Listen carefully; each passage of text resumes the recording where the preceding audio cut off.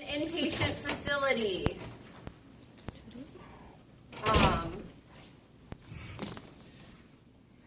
Okay, where was it? Okay, so what am I going to do first?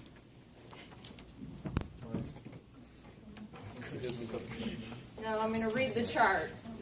Read the chart. Know what my patient's doing.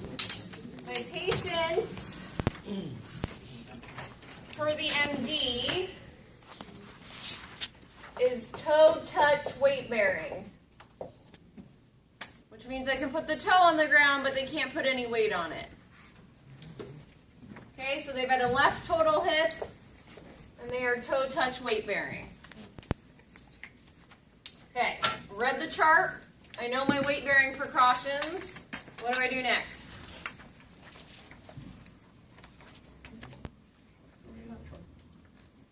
Before I go see the patient, I'm going to go wash my hands. And then I'm going to get all the equipment that I need and bring it with me. And then I'm going to go see the patient. Mr. Trendelenburg? Hi. Are you Mr. Trendelenburg? I am now. You are, okay. I'm Kathleen. I'm going to be your physical therapist today. Cool. How are you feeling? I guess I'm okay. Are you in pain at all today? I've heard Sure. you've had a left hip operation. Feels like new. Yeah? No pain? I'm pretty sure she has pain. Or I have pain, sorry. Let's do some acting. You're in LA. I got, what did the thing say? 3 to 4 out of 10? Sure, I'm 5 out of 10. You got a 5 out of 10 pain right now? Okay. Well, how do you feel about getting up and moving today? I am ready. You ready? Okay, about how tall are you? You can't extend your leg. 6'10". I have no idea. No idea. Probably 5'10". 5'10"? 5'9". Okay. If a guy says they're 5'10", it means they're 5'9". Ooh. Yep. 5'10" with shoes on. Found out the other day I lost half an inch. Okay, so you want to approximate how tall you want the assistive device, because once they're up, their balance is impaired. It's going to be harder to adjust it. Okay, so you got to start estimating per your own height. Does this look like it's about the right height for me? No. Yes. Yes, it does. How do we measure an assistive device? Wrist height. Arms relaxed, crease of the wrist. A little bit higher. Is this the crease of my wrist? Yes. Yes. Or greater trochanter, or 20 to 30 degrees elbow flexion. I like to err on the side of lower because I don't want people up here. Okay? Mm-hmm. And I want to keep it nearby. Okay, so we're going to get you out of bed today. Let's do it. Yeah, we're going to start trying to walk a little bit. We want to get you home sooner rather than later. How's that sound? That's awesome. I'm getting bored laying here. Yeah, it's no fun just staying in bed all day. Although most patients will be like, I don't want to move, I hate you, go away. I have to get up. What's the dirtiest place in a hospital? Floor. The floor. Notice when I adjusted the walker, I never put it down. You do this, you've just contaminated the walker, you need to go clean it. Good to know. Don't put it on the ground. Same thing if I'm taking the sheet off, I'm not throwing it on the ground. Nope, you can't move. I would have said I thought it was that. left here. Oh. Yep, don't move. This is a pillow. Liam, I can't remember if it's an adductor or abductor pillow, but it's one of those. Feels good like this. It's to follow hip precautions. So he's had a posterior hip replacement. So what are our hip precautions? No center rotation. Do not cross knee. Posterior approach. What's the first one? First precaution. No flexion past 90. What's the second one? What about adduction? No adduction past midline. This prevents that. What's the last one? No internal rotation. Okay, so this restricts that. You'll have to take it off of them, and then when you get them back in bed, you'll have to put it back on. Every patient who's had surgery will have a catheter, which means you can't forget to bring that with you. Otherwise, you've yanked it out. Yeah, they won't like you for it. And everything will get wet. Yeah.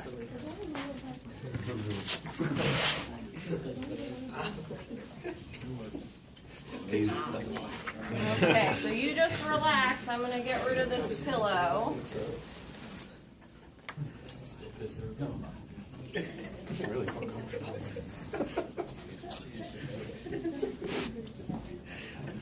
Age symmetries.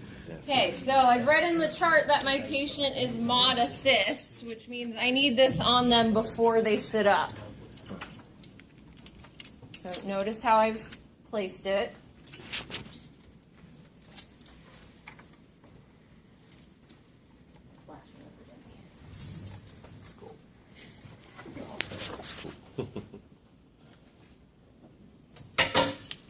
Sorry, don't hit your patient. And then when I pull this, it's underneath, so all the friction stays on the belt, does not go to the patient's skin.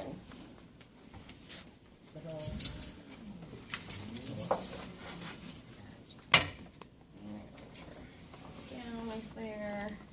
And I can adjust it once he's up, but I need to be able to hold on to him.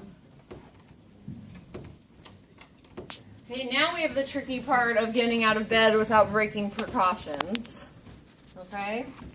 So, Mr. Trendelenburg, what we're going to do next is sit up, but I'm going to break it down so that we make it a little bit easier and we make sure to protect your hip. Okay, so tell me again, what are you not supposed to do with your left hip? I'm supposed to flex greater than 90, and then no internal rotation past midline, and then no abducting past 90. Yeah. Will the patient know what any of that means? No. Okay, so you don't want to bend any farther forward than 90. Okay. No crossing the legs, bringing it in over the other one. Okay, we got to keep it out to the side and out in front of you. Cool.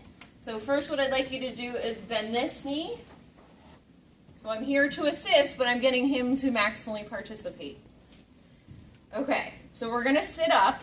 But the way we're going to do it is I'm going to help bring your leg out here. Okay. And then what I'm going to have you do is push here. And then go ahead and bring your arm down and push here to help you sit up. Okay. So we're going to sit up and you're going to end up sitting facing me. Okay?